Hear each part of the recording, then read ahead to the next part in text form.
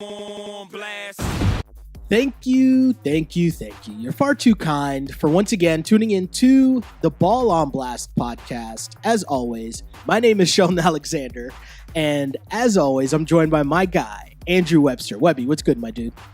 I now am crystal clear. It no longer sounds like I'm calling in from Rikers. Put the quarters away. We no longer have to call collect. We are live, coming to you in full HD audio quality. Webby. Never sounded so good, my dude. I'm joking. But anyways, I mean, basketball, again, has been such a treat for us as so much going on in the NBA. Great games last night with both the Raptors and Pistons. We'll obviously hit up that. We'll actually start there. We'll touch a little bit on the Cavs because there's always stuff going on there, even soup tossing. The Rockets are on a crazy win streak. Oh my God, we haven't done a pod since the soup toss. The soup fight, right? The soup is just like, wow. That's a crazy, crazy story that we'll obviously dive right into. We got the Portland Trailblazers. They're still on a winning streak. And the whole scene in the Western Conference is just so up for grabs and so crazy. We'll obviously touch on that. A little Kawhi Leonard. And so much going on, as always, in the Feed Me segment. We got tanking. We got another pitch for LeBron coming up. Drunk Allen Iverson. Maybe drunk, maybe on some other stuff. Who knows? He was just living his best life. AI living his best life indeed. So much. But there's one place and one place only to start, Webby. And that would be our Wrap It Up segment with your Toronto Raptors, who last night's game against the Detroit Pistons was just so good on so many levels.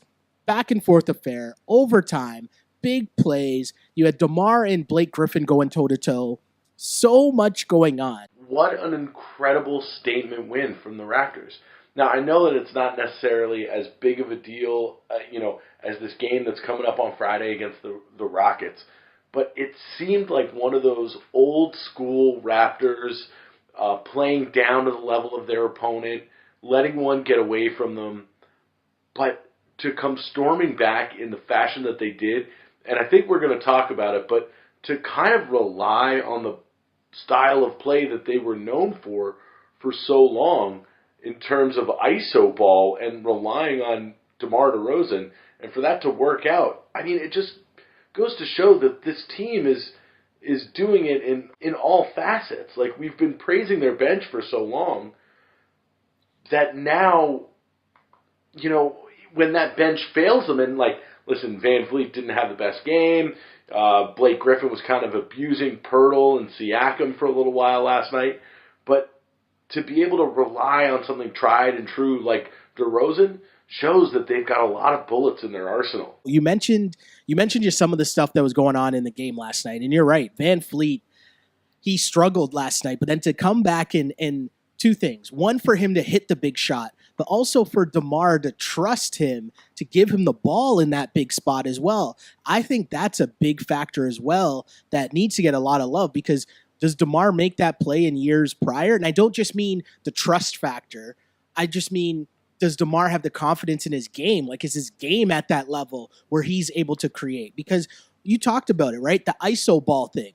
It's such a big deal that gets the main focus when you're talking about the Raptors and how they close out games. But really, to me, the ISO ball isn't necessarily just about DeMar scoring the basket. The ISO ball is DeMar creating a play. And that's what he's become so much better at, that it's not just every time he gets a ball, he's trying to get his shot off. He's actually creating the best play available for the team.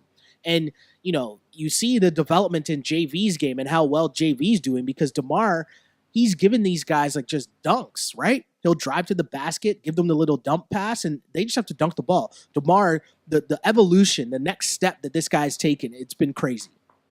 I know, and it's almost a shame that we're getting so many great performances individually in the league so far, because, and now there's about 20 more games to play or so, another a month or two to go in the season, and not to say that he can't, but any other year he would have been playing himself into MVP consideration. Now, I'm sure a lot of Raptors fans out there are going to kill me for saying that he's not, but I think it might be a little too late. But another year, he'd be in top 3 MVP voting, not a problem. He's definitely elevated his game. And we talked about this a little earlier on this year. DeMar DeRozan's the best Raptor of all time. I mean, it's getting harder and harder for me to come up with a reason to say that it's still Vince Carter. Because you're talking about sustained domination that DeMar DeRozan is putting up, right? And if the Raptors maintain the 1 seed for an entire season, if they make another run in the playoffs, I mean, it's getting harder and harder to argue it. But what he did last night, I think, was the thing where you don't really have that many quote-unquote moments in DeMar DeRozan's career. You know what I mean? Like, when you go back to Vince's career, Vince had his buzzer-beater wins, you know? Vince had, like, I'm not talking about dunk contests. I'm talking about, like, regular season moments where Vince was winning games at the buzzer. Like, there are a bunch of those things when it's like, yep, Vince Carter is here. DeMar DeRozan last night, I don't know if that's the first moment, but it's definitely the biggest moment to date where you can look at something and pinpoint something and say, yep, he's here. He has arrived. He's not in that top tier of, you know, the Steph Currys, the LeBrons, the KDs. He's not in that tier, but he's definitely making a case for being in that tier just below those guys. And he's coming, man. He's going to be a threat going forward. And the next step is do this in the playoffs. I mean, heck, do this tomorrow night. Do this to, I guess by the time people listen to this, do this against the Rockets, right? Like in those big time matchups, that's when it's going to be, that's when stars are really born, right? Right. Now, just to play devil's advocate, I would say that DeRozan's moment was the dunk over Gobert. Ooh. Yeah, before last night. That's a thing. But now that's the thing, is that, you know, we don't want to fall in love with ourselves quite yet by beating the Pistons in overtime, especially when you're staring down the Rockets on a Friday night, who are riding, what, a 17-game win streak now? Yeah, it's at 17 games, and the Rockets, which we'll get to shortly, I mean, this is a big, big test. And this is not only a test to me to I want to see how the Raptors show up. I want to see how Raptors fans show up. I want to see a hype-ass crowd for this Raptors game against the Rockets, because that's a big, big, big time game. You got the Raptors coming in off a high. They're rolling. They're on a good win streak themselves, but also just coming off that game with so much emotion and, you know, the DeMar dunk and all that, coming into a matchup against the odds-on favorite so far, James Harden being the MVP, and also just the Rockets being on this win streak. And they're just, I mean, so much talk before, and I don't want to jump ahead to our Rockets talk too much, but this is just a big-time matchup, and your stars are born, or your stars shine brightest. I guess that's a cliche I'm looking for, right? Your stars shine brightest in the biggest games. And head-to-head against James Harden, this is a game where, you know, this is where Kyle and DeMar need to be Kyle and DeMar. Because as much as we talk about the bench and the strength of the Raptors being their bench going forward, the NBA period comes down to your stars. When it matters most, your stars are going to carry you. You're right. Now, it's funny, too, we've been killing the Raptors fans the last couple of weeks. But, man, if you're going to the game on Friday, you got to get loud. Yes. All right? This is a serious, that better be playoff atmosphere style. I don't want any of this Bay Street nonsense of, you know, like a Leaf game from a couple years ago. Mm-hmm. You got to be loud. You got to get into it, because this is as close to a playoff game as you're going to get in the regular season for the Raptors. Totally. And here's the thing, you know, the Raptors have had some games lately where, you know, they've won against some pretty bad teams, and they kind of like squeaked by against Washington. They're in tough against the Hornets and Hawks and the Pistons. Obviously, they went to OT, but if there's a game for you to be hype about, everyone involved with the organization, it's going to be this game against the Rockets. But, you know, part of that, you know, the big news coming out of that win against Detroit is the Raptors' 5th straight playoff berth, right? And prior to that, they've only made the playoffs a total of 5 times in 18 seasons, right? So, like, the run that this franchise is on, I think that adds more to what you're saying about DeMar being the best ever, because he's at the forefront of that, right? Their 5th straight playoff berth, and they haven't lost a regulation game since February 1st. Like, yeah, I saw that stat. That's crazy. The run they're on now, it's so good. But let's go back to the game a little bit. The game against the Pistons.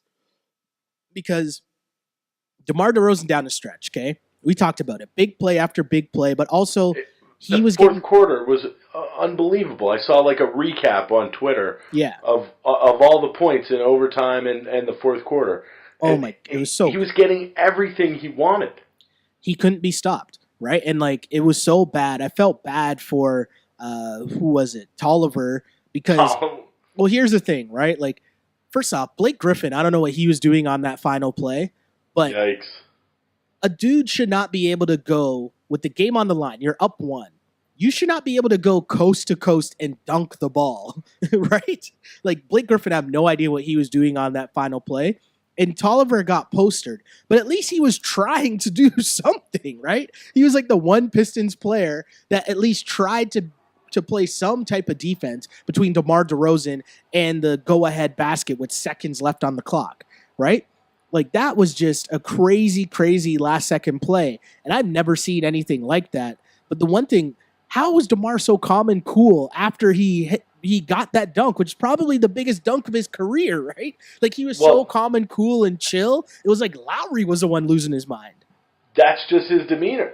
Yeah. Like he's kind of always been like that. He's not been one to get like real hyped up and like go crazy like that. That's just, he's kind of a, I hate to say this as it's a negative, but kind of a boring personality when it comes to things like that. He's not going to be showboating and dancing around and things like that. He's just going to kind of give you the gas face afterwards.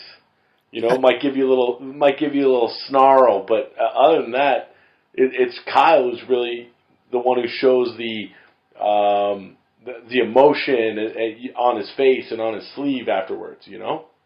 Oh yeah, and like switching gears a little bit to the Pistons, that last second play that DeMar got, like shout out to DeMar for making that play and going up and knowing that he had to dunk it. But what are the Pistons and Blake Griffin like? He looked lost on D at certain points. He was hitting big shots, but to me, he showed the difference between guys who get good stats and people who are winners. Like Blake Griffin was hitting like big time shots, but then on the defensive end, he was pretty much non-existent. Yeah, it was very weird. Like that team, I was going to say that team, I know why they had to make that trade, but it is not looking good for them at all right now. Right. Now, it's funny because somebody on Twitter brought up a good point when you bring up this last second play that maybe the reason that the Detroit looked so out of sorts there on defense was that because Kyle Lowry got away with something. Right? It was so funny, and I'm still waiting. I tweeted it earlier today, I think it was, right?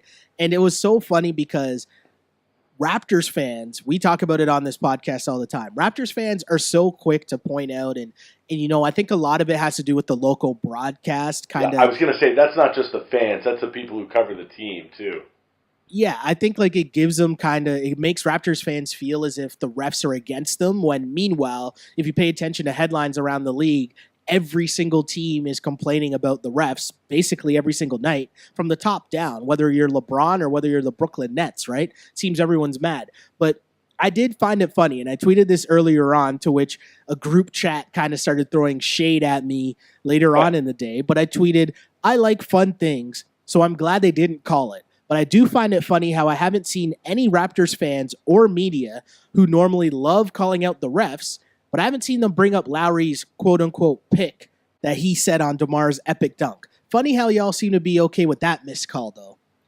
Right? Well, it doesn't fit in with the narrative of it's Raptors against everybody else in the world and the referees and everything, But listen, you don't win Sports Analyst of the Year 2 years in a row, I guess, by being truthful about what's going on with the team. Hint, hint, hint, hint. You just got to be, you got to be for the home crowd, right? You got to be for the home fans. I get it. I understand it. I get the shtick, I get the shtick. You know what's funny, though? This matchup here with the Rockets, okay? So the Raptors won the first matchup earlier this season, but we know that the Rockets were without CP3. Okay, right. So the Rockets now, as we know, they haven't lost since January 26th. But how do you think the Raptors match up with the Rockets at full strength? It's tough, right? I think that the Rockets match up pretty well size-wise. Yeah.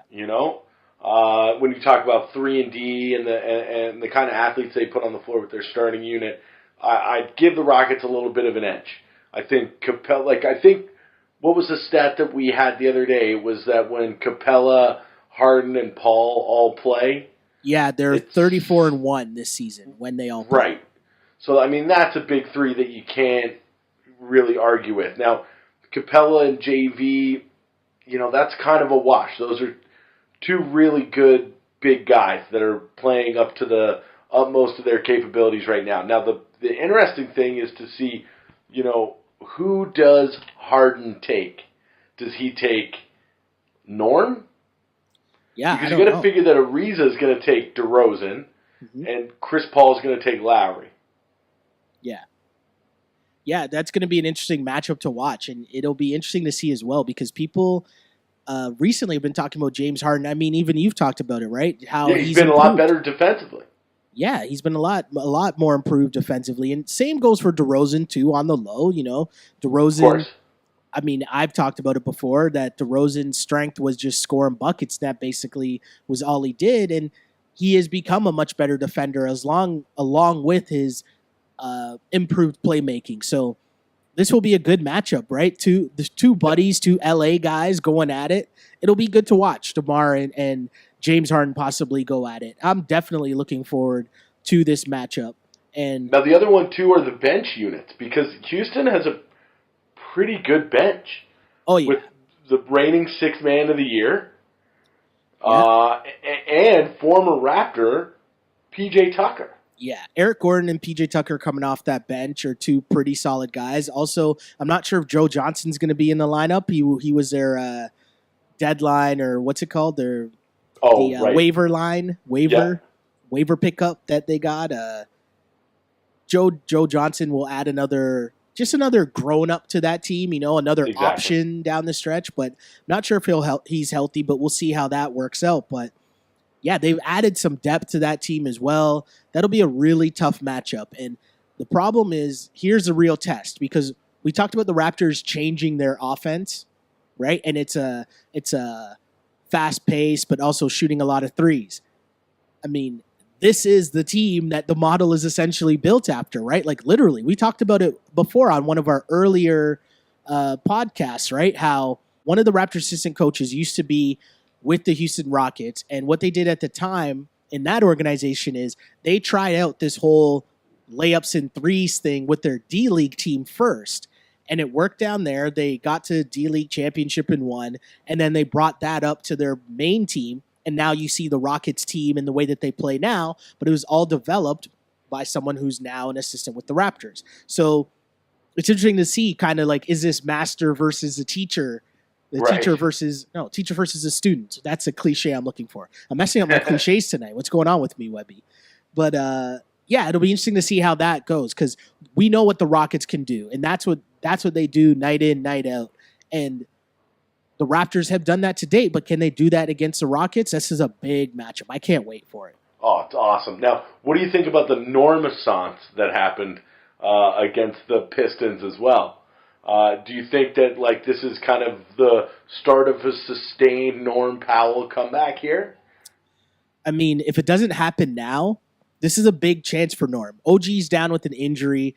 They started Malcolm Miller ahead of you. If that didn't motivate you as Norman Powell, definitely a kick in the ass to Norm. Yeah, that's got to be, right? Like they're bringing this guy off the D-League team, which I know Norm is a hardworking guy, obviously a second-round pick. He's worked for everything he got as well. But, that had to be a shot to the ego that they just brought in Malcolm Miller and then they signed your boy Nigel Hayes.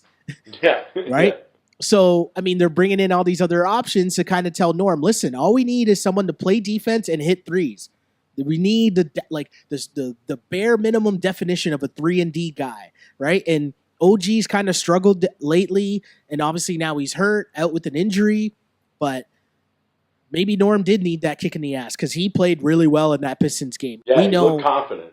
He looked confident. It was the first time we've seen that in a while. And they definitely need production from that 3 spot if the Raptors are to make a run deep into the playoffs. And you know what? It's funny what one game will do, one big-time game on ESPN will do, because if you looked around most of the shows today on Thursday, leading PTI.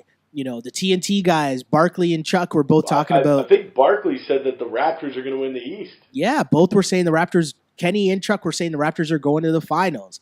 The Raptors were the lead on all those shows on ESPN, highly questionable, on PTI. Like, all those shows were leading with the Raptors. So it's funny what one big-time game on ESPN will do, but now you gotta live up to the expectations. You got to be consistent with it, right? Yeah, I can't wait. Friday night. Let's get it going. Friday night, big-time game. And the other thing, too, about last night was, I know you were asleep for this for sure, Webby. I caught it on PVR late night. But the Cavs, LeBron did LeBron James things. Whoa, last night. I saw night. the numbers. Oh, just a dominating fourth quarter by LeBron James in Denver. And it was a tough game. They were going back and forth. And basically LeBron was just like, we're not losing this game. I think he hit like the last 9 points of the game I think he had. And they were just tough fadeaway baskets that if anyone else is shooting that, you're saying that's a horrible shot. I mean, even if LeBron takes it, especially the last one, it was like a fading one-footed, right? A fadeaway off 1 foot into the corner, and he just splashed it to ice the game. I mean, nasty. Can't wait for the playoffs. How about Larry Nance in that starting lineup? Okay, so here's the thing, right? Larry Nance, right away when this trade happened, the tapes are there. The receipts are there. The receipts are there. We sat here talking about how Larry Nance was a very key pickup. And the fact that he was so athletic and he could hit, a mid-range jumper, you give that to LeBron James, he is going to explode. And Larry Nance, I mean, Tristan, I don't know what kind of season, what's really going on with Tristan Thompson. Well, it's the Kardashian curse, for sure. Right? No doubt. You got to get those ladies out of your life. I mean, hey, we were talking about it the other day, and I said, I love The Life of Pablo. I think it's a really dope album, but there were parts on it that I thought could have been a little bit better. And it made me think, with all this Kardashian curse talk, like, is Kanye that good that he could still come up with Pablo, but we're left thinking, wait a second, how much doper would Pablo have been without Kim? Wow. Just things to make you think about, because Pablo's already dope, but just things to make you go, Wow, that is a hot take. Those are just the things that we try to bring up here on the Ball on Blast podcast, right? But getting back to the Cavs for a second, right? You're mind blown right now. You're really thinking about it, right? Well, like, Pablo's already one of my favorite Kanye albums of all time. Hey, I'm just saying. All I can say is Tristan Thompson's averaging like 6 and 6 this year, and he's been injured twice this season, and he's now hurt again. And even when he gets healthy, and if Kevin Love's back, how is Tristan playing? Yeah, I don't know. Right? I don't even know where he fits in kind of in the second unit either. Oh, it's just a crazy time right now in the NBA. I can't wait for the playoffs because whatever the matchups are on both sides, it's going to be a lot of fun. And one thing, that will be a lot of fun is whoever these guys end up playing, the Houston Rockets, which leads us perfectly into our turn up, turn down segment, which as always, we deliver the hot take, and then turn up equals good or turn down equals bad. So we start off, as I mentioned, with the Houston Rockets, and the first take is the Rockets are better than the Warriors. Webby, are you turning up or turning down? I so badly want to turn up on this. Okay. I so badly want the Warriors' run to be over. I want another team to knock them off their pedestal. But, as the great Ric Flair says, to be the man, you've got to beat the man. Okay? Did he say that on Ric Flair Drip by any chance, or no? I'm sure it's got to be a line. It's got to one of the better music videos I've seen in a long time too. So good.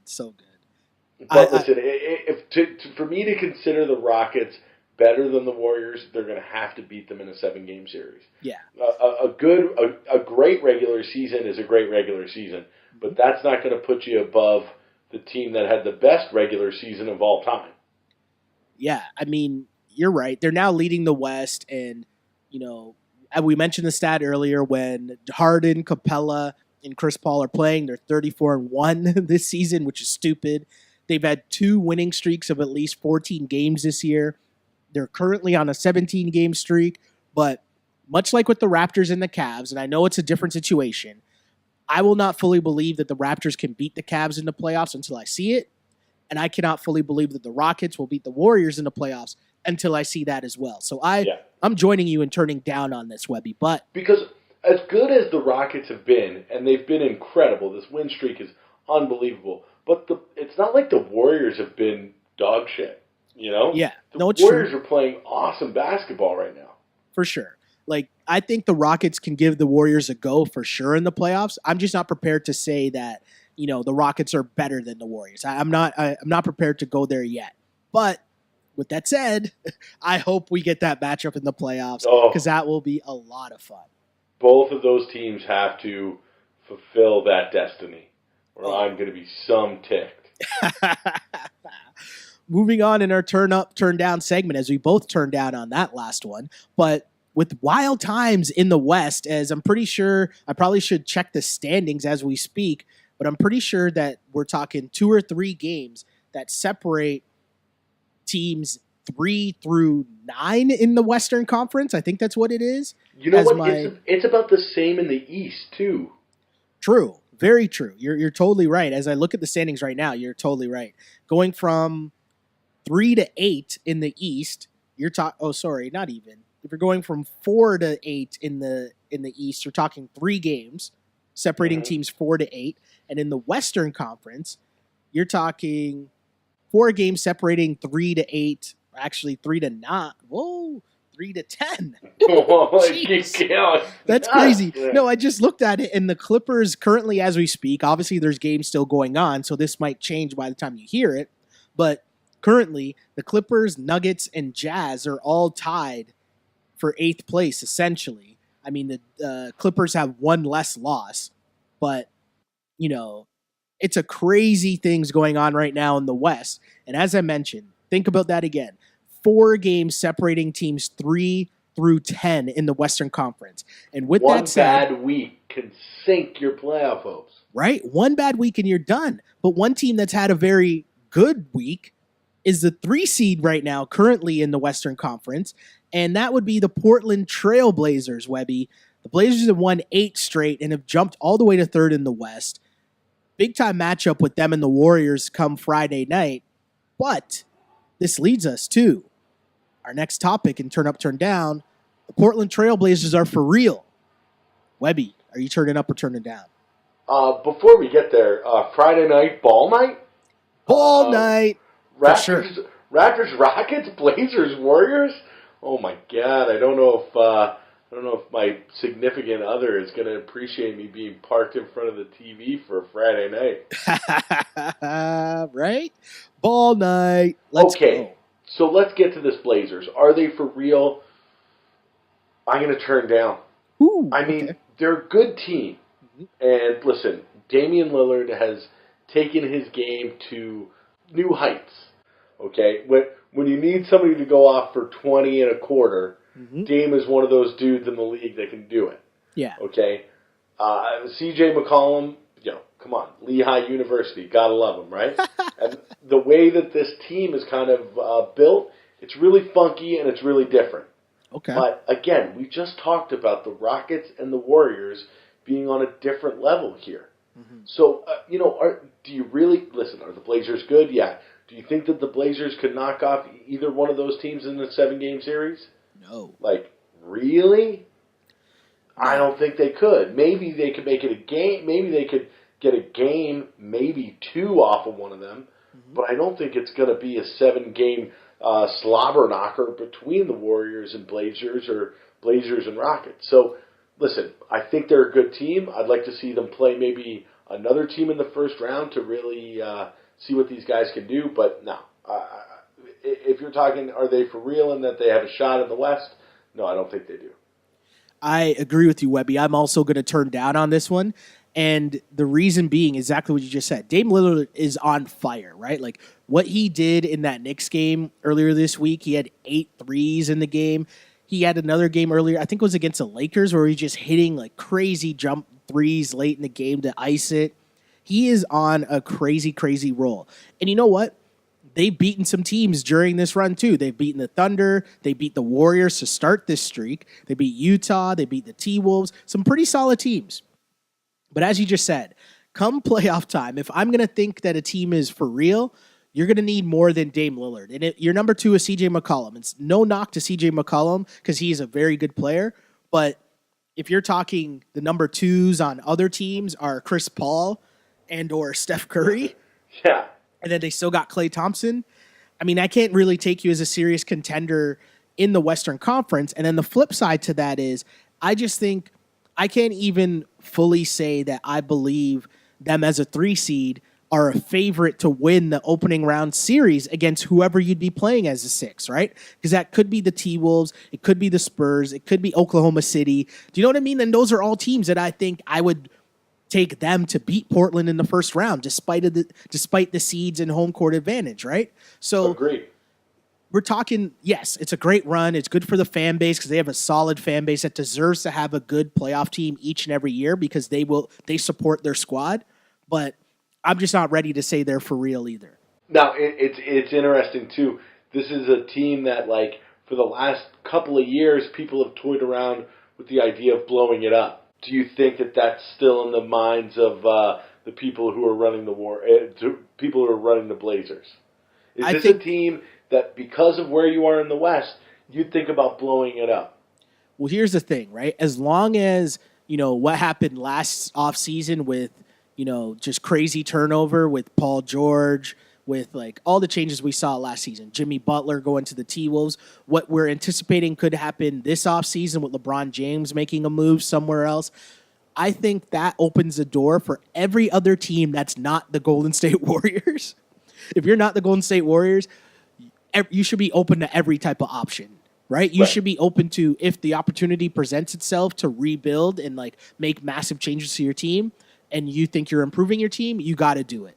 Because again, the arms race is so crazy. What was started by Kevin Durant going to the Golden State Warriors, I mean, hey, if you can flip McCollum and get, a really top-notch front court guy, you might have to look into that to balance out your team. But I don't know. It's a tough thing for sure, but much like I say to Raptors fans, hey, Trailblazers fans, enjoy your team, enjoy the ride for what it is, enjoy this run because it is definitely something to be proud of. Absolutely. And be thankful that you get to root for a guy like Dame Lillard. Yes, a guy who, this is pretty funny. I actually got to tell this story. Even though it puts me in a negative light, I got to tell this story about, just because Dame Lillard had reminded me. The other day at work, we were talking about like bad takes and bad tweets, right? And I was saying, I'm pretty honest. Like if I'm wrong about something, I'll admit if I'm wrong about, a take I had or whatever, right? And so we were looking up bad takes because I remembered at the time I wanted the Raptors so badly to draft Austin Rivers because I was convinced that Austin Rivers was going to be good. And so it's a funny thing that you should do every once in a while. If you remember something bad that you might have said about a person or a bad take, just do a Twitter search for your handle and like that name. So we did the search of Austin Rivers and some of my takes were just so ridiculous. But one of them basically said something to the effect of, I would definitely take Austin Rivers. I'm paraphrasing now, but the crux of it was, I would definitely take Austin Rivers because I'm going to trust the ACC, Duke, Coach K, Doc Rivers pedigree over some guy from Weber State. And obviously, for those who aren't following along, that guy is Dame Lillard. Is Dame Lillard. I have too many bad takes that search would take way too long. Well, hopefully, if you're doing your Twitter searches, something else that came across this week was Kawhi Leonard, which leads us to our next turn up, turn down. And Kawhi says that he will return from injury soon, and also that he wants to end his career with the Spurs, which is a twist of fate, let's say, or a twist in story from what we were thinking of what was going to happen with Kawhi just a couple weeks ago. But it makes us think, if the Spurs can they've done a great job so far this season, obviously, without Kawhi Leonard.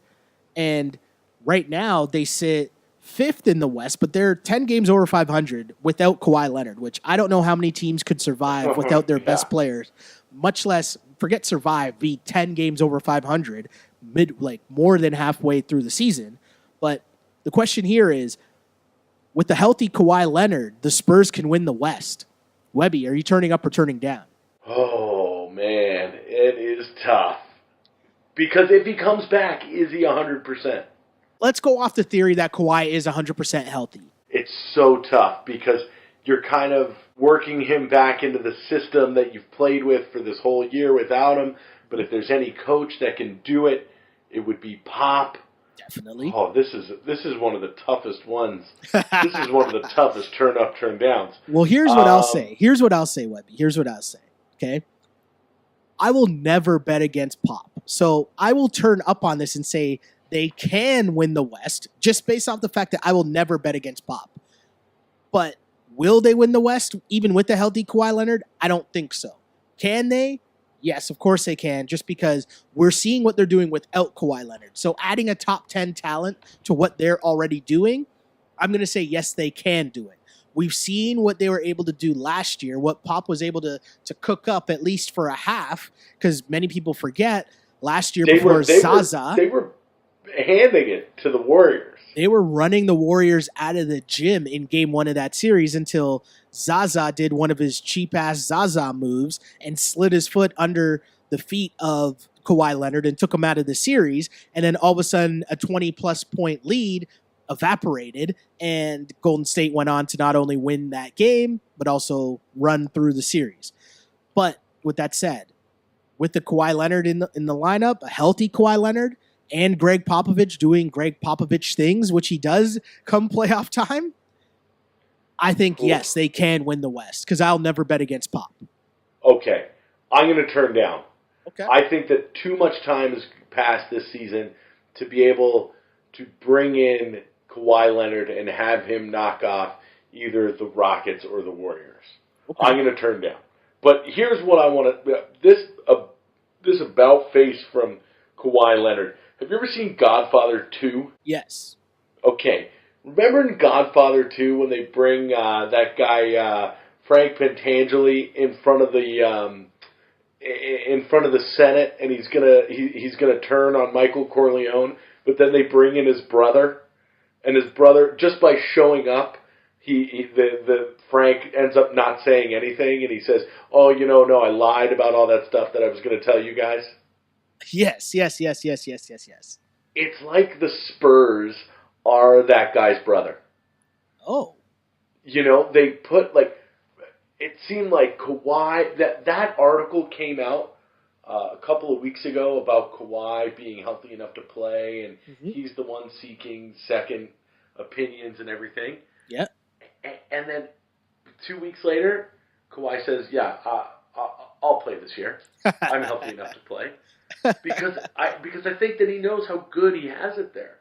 And it's like the Spurs called his bluff, and they were kind of like, okay, cool. You don't want to, we're not negotiating with you right now. It's like, you're going to come back, you're not going to come back. Either way, we're showing you that we're ready to roll. We're still a playoff team without you.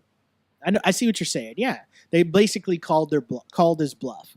And now, more than that, they sort of put him on the bad side, right? Like, if you're a fan right now, who's to blame, right? They've done everything they can to work with you. They've sent you to other doctors. They've taken their time with you. They've eased you back in. They're not begging for you to come back. So now all the pressure's on you. It was a great PR campaign by the Spurs. Yeah, absolutely. Also just showing the genius of their organization, right? Like the strength of their organization. That, you know what? We can take a LaMarcus Aldridge. We could take an old-ass Pau Gasol, a broken-down Rudy Gay, and, broken down old-ass Tony Parker or Manu, have a bunch of these kids, right, fit them in. Like, Pop doesn't mess around. He was putting Danny Green, who's obviously was a key cog in a lot of those, in the championship teams. Yeah. And Danny Green was on the bench for a while because he was messing around. You know what I mean? Like, Pop just doesn't mess around. And it's that no nonsense. Like, it doesn't let you slip, right? You always got to be on your A game. And that's the thing that I respect. And that's why, hey, again, I'll never bet against Pop. Will they do it? I don't think so. But I can't bet against Pop. So I can't say that they have no chance of winning the West with a healthy Kawhi. I'm going to turn down. I'm going to say that there's no chance. No problem. I mean, That's what the turn up, turn down segment is for. It's not for us to always agree, right? That's why we have the people to decide as well. The people to let us know who's right and who's wrong as they turn up and turn down in the comments as well, right? We turn up on the listeners.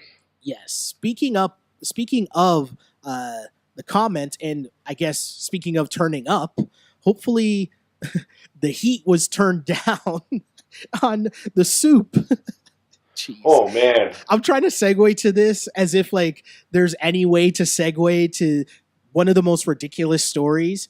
I guess it would be one of the most ridiculous stories that we've heard in the NBA if it didn't involve J.R. Smith. But because it involves J.R. Smith, we're kind of just like, oh, okay. There's a level of, oh, okay, it's J.R. Like, I'm not that surprised. But to kick off our Feed Me segment, which once again is the best stories to come across our timelines or our social media feeds in the NBA, that brings us to our Feed Me segment. And this headline from Brian Windhorst that says, sources, J.R. Smith earned suspension for throwing soup at assistant Damon Jones. Now, if you're Damon Jones, don't you just let J.R. Smith eat the soup? Well played. How long have you been saving that one for? I love that. All week. As soon as I heard it was Damon Jones, that's the first thing that I thought of. So good. It's one of my all-time favorite calls of the NBA. So good. And for the kids that might not remember, get your Googles up and just go to YouTube and search LeBron James dunking on Damon Jones. First off, it's one of LeBron's best dunks of his career. It's also a hype dunk because he's wearing the mask, and LeBron put in work. And this was years ago, but the great call was by Doug Collins. Yes, it was Doug Collins. Yeah, and if you're Damon Jones, don't you just let Jeff McInnes have the layup? Yes. And so what's happening on the play? Obviously, people, I'm urging you to watch it because it is a great dunk. And the reactions on the dunk are so good. But essentially, LeBron was coming down on a 2-on-1 with Jeff McInnes, and your boy Damon Jones is trying to play hard defense, and he got dunked on, which led Doug Collins to ask a very legitimate question. Don't you just let McInnes have the layup? That's right. Why get yourself embarrassed? And then all these years later, he gets embarrassed by soup. So many questions here, and my biggest question was, I need to know what kind of soup it was. Oh, that was the number one. That was the number one question I had. And but the first was, which coach did he throw soup at? And two, what kind of soup was it? I thought it was corn chowder. That was my guess. Well, shout out to Brian Windhorst, who doing the real reporting. Real reporting. And I heard him on Le Batard this weekend, and he was talking about, side note, kids, if you don't listen to the Dan Le Batard radio show, you definitely should do yourself a favor and do that. Don't get it confused with the TV show that he does with his dad. His radio show that turns into a podcast is a must listen for sports fans and culture fans because it's just amazing. But anyways, he had Brian Windhorst on demanding answers, and Windhorst said that it was a tortilla soup, and that actually the chicken tortilla soup was a favorite within the Cavs cafeteria. World famous. Yes. So that's great research done there by Brian Windhorst. But the tortilla soup, I can't say I've ever tried tortilla soup before. So delicious. Delicious. Oh, so I mean, I didn't know like if that's something you should be wasting or if you should be savoring it to the last drop. Well, listen, a little tortilla soup with some chicken in there, maybe some beans and some corn, a dollop of sour cream to cool it down a bit. But listen, if you're a member of the Cavs and this is something that is kind of famous in your cafeteria, listen, J.R. Smith knows where to get it. All right. He doesn't need. It's not like me that I'd be like, "Wow, this is great tortilla soup." I don't know when I'm ever going to get this again. So many questions, but hold on. If there's that many ingredients in the tortilla soup, I want to know: was it a direct hit on Damon Jones? Did it get him in the face? Was it more like chest action? And if so, did he end up with like lumps of like corn and whatever else is in a tortilla soup? Did he end up with all that like all over him? Like, gotta be. Now I automatically think to like the Looney Tunes scenario of this where like the bowl of the soup is on top of Damon Jones's head. Yes, and the yes, soup yes. is pouring down on him. Now, I'm sure it wasn't quite like that, but that's how I like to picture it. I love it. I love it. That's amazing. I also want to know what led to this, right? Like, what could have possibly happened that would set J.R. Smith off, that he's throwing soup at an assistant coach, but And, also, and I mean, I'm using the term, and I shouldn't do this, but assistant coach Damon Jones, really, you're LeBron's boy, right? Like, you're a good, like, team guy that played with LeBron, and Right. hey, maybe it's LeBron doing him a favor for embarrassing him on that one dunk, but Yeah. Damon Jones being an assistant coach, like, it had to be some trash talking type situation. But I have so many questions, like, how did this get out? Like, what did Damon Jones do after the soup got thrown on him? Like, I know assistant coaches How don't do you do show press up to work conferences. the next day? How do you show up to work the next day when you've been clowned by one of your own players? So My thing was like, was it malicious, or was like J.R. Smith just like playing a prank? so true. So mmany questions. And I know that in the NBA, they don't allow assistant coaches to do interviews for the most part, but I feel like there should be an exception made here. Because I feel like even this should be 2020. right? Like, even from the top, like, Adam Silver should want to know what really happened here as well, right? A soup gate, tortilla soup gate. There was also, because around the time that this happened, I don't know if it was direct. Oh, do you know what? Because JR was suspended for a game, and then I'm pretty sure the next game they were hosting the Denver Nuggets. And so in shoot around, there was a shot of Richard Jefferson, who obviously was just traded from the Cavs in training camp. There was a shot of Richard Jefferson and LeBron talking. And Richard Jefferson and LeBron are laughing together, and LeBron is covering his mouth with his jersey, and he's saying something to Richard Jefferson, and they're just dying with laughter. And the next person to pop in to come over to dap up Richard Jefferson is J.R. Smith. And I would have loved, and I'm just imagining Richard Jefferson has to be busting balls asking LeBron, like, dude, he threw soup at D. Jones? Like, what happened? Like, that's what I'm imagining the conversation was. And obviously I have no idea, but again, like you just said, that's what I'd like to imagine they were talking about. And Richard Jefferson just like, okay, what happened? Like, tell me what happened. I need to know what happened in this situation. The other great thing about this, too, was the next day when they were interviewing J.R. Smith, and he had the Arthur Fist meme hat on. So good. I was like, J.R. Smith is a national treasure. But think about how pissed off you would be as like, these guys obviously don't enjoy talking to the media every single day over like mundane stuff, right? But imagine like you're embarrassed as it is, right? That you were suspended a game, you lost pay for throwing soup at your coach, and it gets out and everybody knows it. But now you got to show up to a press conference and answer questions, but not really answer questions, right? Because you don't want to give any details on what happened. So you got to fake answer questions now. There's no doubt in my mind that, of course, that's your mood in this instance, right? Yeah, of course. So good. I was going to ask you, though, last thing on this topic. What is your Which favorite? I could go on for. I could do another 40 minutes on this. For sure. We could do a separate spin-off podcast on Soupgate, for sure. And we would have enough material. But my last question for you on this, Webby, is we mentioned J.R. Smith being one of the most eccentric characters there are in the NBA. What is your favorite J.R. Smith story? Oh, it's the pipe. Oh, it's not even close. It's the best thing ever. That's the best thing. In case there's kids listening, do yourselves a favor, and once again, just Google J.R. Smith. Just Google J.R. Smith. Just Google J.R. Smith pipe. So what happened was he was DMing on Twitter with some, lovely young lady, and it was kind of like first with emoji eyes and stuff, and then he was like, "Oh, you trying to get the pipe?"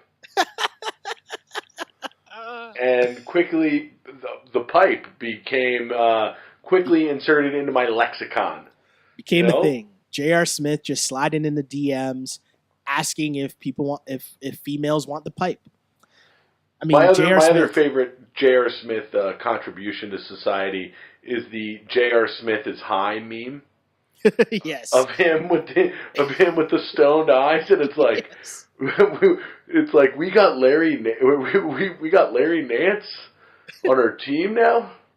It's the best. So good. There's also the very good one of JR. I'm pretty sure he got fined. I'm not sure if he got suspended, but he Instagrammed a picture of another lovely young lady that happened to be laying in his bed, and she was just wearing a thong.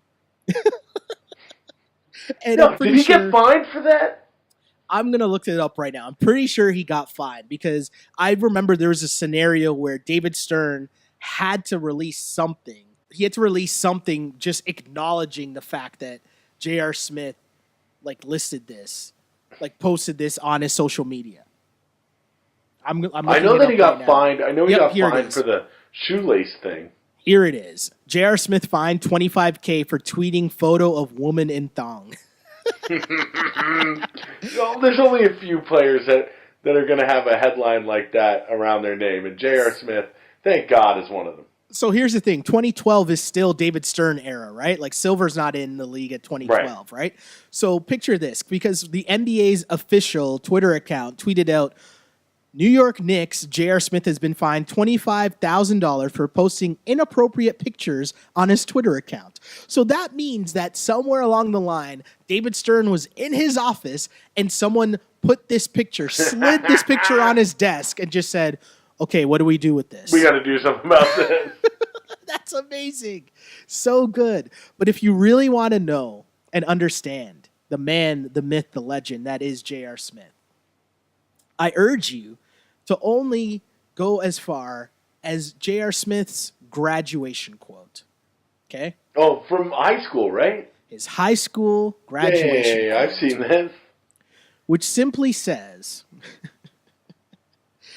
so as normal, Earl J. Smith Jr., nickname JR, sports and activities, basketball, quotes, get chicks or die trying. That's all you need to know about J.R. Smith. My dude, please, J.R., keep being J.R., right? Absolutely. Yeah, as we said, that was the greatest thing to come across our social media feeds this week, but it wasn't the only thing, Webby, and I'm pretty sure you have an interest in this next thing in our Feed Me segment, because following the pitch made by Philly fans, seems longtime Lakers season ticket holder decided to put up billboards around LA trying to woo LeBron to the Lakers. Budget. They were budget.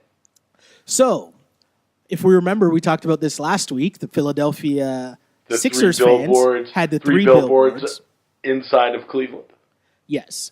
And so this one, we have, the first one says, hashtag next retired jersey. And you can see they have jersey numbers of Magic, Kareem, Shaq, Kobe's 2 jerseys, and then one with the 23 and a crown, obviously symbolizing your boy LeBron James. Then the next billboard says hashtag LA Bron. Okay. The third billboard says again hashtag LA Bron, but this one says forget the process, we win banners. Ooh. Soft. You're not feeling that one, Webby? No, you're not feeling that one? First of all, was Dan Gilbert writing these billboards? Because looked like they were in Comic Sans. Okay? Well, this last one is super lame. I will acknowledge this last one is super lame. It's a jersey with the number 23 and a crown on it. It says also hashtag LA Bron, and then says Cleveland and Philly, you can't compete with LA. Get out of here. I left a silence there on purpose. That was so terrible. Come on, man. I know it's some rich guy, but you spent money on that, bruh. At least crowdsource something better, some better material. My other one was, so with on the billboard there that he has with all the numbers, have you ever seen the Lakers wear a purple jersey with white numbers? That's a very good question. I have not seen that. Yeah, exactly. Get that trash out of here. Listen, why would he want to go to LA and play for the Lakers? Ugh. Oh, come to Philly, play with Dario, play with Simmons, play with Embiid, play with TJ McConnell. I mean, we're in the middle of a season in which we're discussing how many teams we think actually might have a chance to win in the playoffs. And even with all that, we're still talking about where LeBron might end up in this offseason. How amazing is that? This summer is going to be crazy because you know that once the playoffs come and the first sign of the Cavs maybe making an early exit, it's going to start overanalyzing every single thing that happens, every tweet, every Instagram photo, every photo his wife takes on Instagram, anybody from one of his boys, Mav Carter tweets something out. Everything is going to be so overanalyzed. And you know what? I'm here for all of it. I'm here for all of it. I was going to say, I can't wait. Moving on in our Feed Me segment, the next thing here, I'm also here for everything Allen Iverson, Webby. Oh, and did you tell me you saw this? I did see this, and I'm going to play this. I saw this live. You saw it live?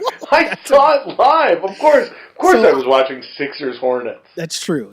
I'm going to play it for the people, Webby, and then we'll discuss afterwards, okay? But this is Allen Iverson courtside in Charlotte for a Hornets-Sixers game. Talking to Molly Sullivan, the great Molly Sullivan. Shout out to Molly Sullivan. But here's the interview, kids. You said you look cool with these glasses. What do you think about the 76ers and what they're showing out here on the floor? I love my guys. I love my little dudes. They my little guys. I love them. What brings you to Charlotte?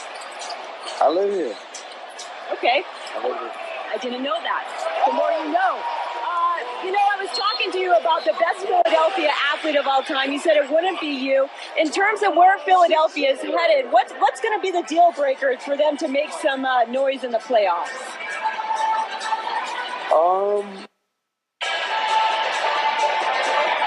I would be crazy to say we think we need more. I think we got enough to be competitive like we've always been, and I just think we have enough. I think it's our time, but I'm gonna believe that anyway, regardless if I think we need more pieces or whatever. Like I know we got the best coach in the world. We got the two greatest superstars that we need, and we got the great role players that we need. So, like I'm with it. Like I'm along for the journey. Like I think we gonna do something. We all we need, right? We all we need. All right. We all we got. There we go. Mark and Olive, back up to you. Thanks so much for the time. All right. Okay, Webby. I don't this even know interview brought to by Cannabis Indica. My favorite part is she asks, "So what brings you to the game?" And he's like, "That's 100% the best part." He's like, "I live here," and she's like, so thrown off and rattled by that. She's like, "Oh, I didn't know that. I did not know that." The more you know."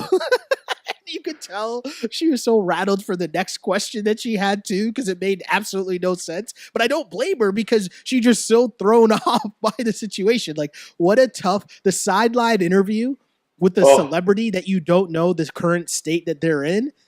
Oh my goodness, that's such a tough ball game. So what's crazy is after this happened, everybody on Twitter was like, "Holy shit, Allen Iverson was higher than a Georgia Pine." Okay. Just going nuts.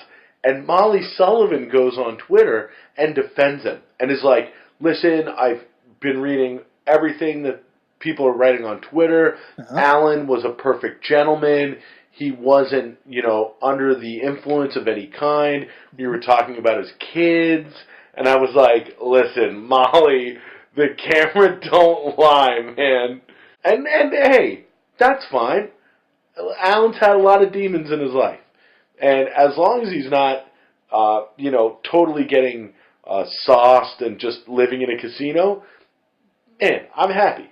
If he's at a game, if he's twisted a bit, if he's stinking like the sticky icky, I got no problem with that. If he's living in Charlotte, even better. If he's not, who knows? My initial reaction, Webby, when I was watching it, like the first time I saw it, I was just like, "Oh no. Oh no, please don't tell me something bad happens. Please don't tell me something bad happens." And then I was like, "Oh, shit. It's totally fine." Like, okay, cool. And it was obviously the Twitter thing where everyone overreacts and like goes to the extreme. But like, I just thought that was funny. I thought that was amazing. Yeah, absolutely. And there's nothing wrong with it. I mean, like, you're right. There's three of my favorite parts are the they're my little guys, they're my little dudes, they're my little homies, or whatever it is. That's great. The I didn't know you lived in Charlotte is great. And then we're all we need, we're all we got. So good. So good. I like that. That should be the new Sixers slogan, right? We 100%. all we need, we all we got. Sounds like a hashtag to me, right? Yes, man. Takes us to our final segment of the Ball on Blast podcast, which is one of my favorites, the Ask on Blast segment, Webby, where as always, we take questions from you, the listeners, to said Ball on Blast podcast. And this question here, Webby, comes from Jamal. And Jamal wants to know, are you familiar with the term Robbin season? ... Atlanta season 2, fire. Thoughts? To which I would counter, are you familiar with the term Florida man? So good. So obviously I'm in on Atlanta. I think Atlanta is so good. I think it's one of the best shows of the last 10 years. I mean, that is very, very, very high praise. And I don't know if I can go that far. I'd have to seriously take a step back and think about it. But it's a great show. In terms of a half an hour, what they pack into there and the characters they have, and bro, the jokes in that first episode of the new season, dude, I was howling. There was some hilarious shit in there. Yeah, I just think it hits on so many different levels, right? It's funny at times, but it's super serious at other times. Yeah. It's shot really well. Just, you don't know where it's going really ever, which is a great ride to be on in terms of a television show. It's like every episode is a new half-hour movie. Yeah. And every week I'm so excited to see, okay, like you said, what direction are they going to go in this time? And the way that season 2 started was such a great episode. Just so many things like Florida Man and, as we mentioned, Robbin season, but Cat Williams playing basically, I heard this description. I think it was Bomani Jones said it. Somebody said it on LeBron. I can't remember who it was, but they essentially said that Cat Williams was playing basically the character that people think Cat Williams is in real life. Right. With the alligator in the bathroom. Which is such a great description. But the guy that used to be a celeb but is kind of washed now and has this, it was very interesting. But such a great job by Cat Williams. Such a great scene. It was so good. The image of him just running down the street at the end was so good. Dude, and I got to tell you, that character Darius is so great. Is so great. When he meets Cat Williams and he's like, I'd say nice to meet you, but I don't believe in time as a concept, so I've probably met you before. It was so what? And then he's listening to the hardcore heavy metal in the car too. Oh my god, I just loved it. Lakeith Stanfield. I think that's how it's pronounced. But the thing with the show too that we talked about, I think it was on an On Blast podcast. I think we talked about the show Atlanta. But the thing that I love so much about this show, right? And Donald Glover, he had a whole write-up in, I forget what magazine it was. But it was the one where he went at Lena Dunham too, which is really fucking jokes.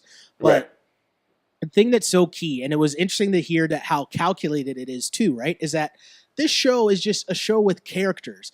Yes, they are black characters, but it's not that's not necessarily the storyline. And I think it's so important as media, when we watch media, to see these things, just to see characters, right? And it's not black, it's not white, it's just, this is Atlanta, right?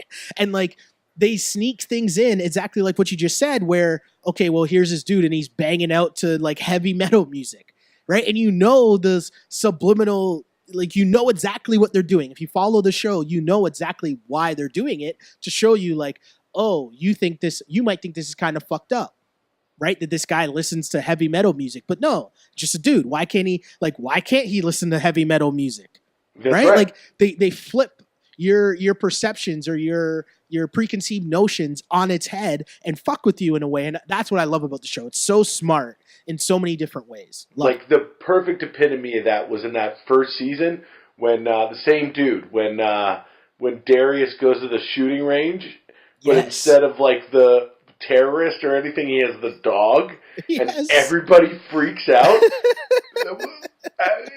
That's brilliant.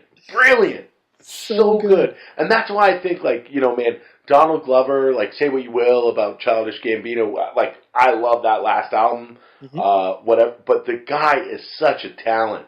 Yeah. I mean, to be able to you know, be a writer and an actor and an artist like that is just incredible, man. Like, anything that guy does, I'm now 100% in on. So good. So good. And, you know, hopefully you guys thought as well that this episode of the Ball on Blast podcast was also so good. You know, and sounded a lot better. Yes, sounded a lot better as well. And hopefully, you know, as you keep watching Atlanta, you keep listening to the Ball on Blast podcast because, you know, we just try to give you the goodness of not only the NBA, but we try to dabble in a little bit of culture as well, right? And life. Yes. So, as always, if you want to hit me up on Twitter, you can find me at Shell Alexander or on Instagram at Sheldon Alexander. And you can find me across all social media tweeting about the Sixers at AWebster84 and across all social media at AWebster84. All right. And, you know, as always, we are the Ball on Blast podcast, unpolished and unapologetic. Until next time, see ya. Peace. On blast.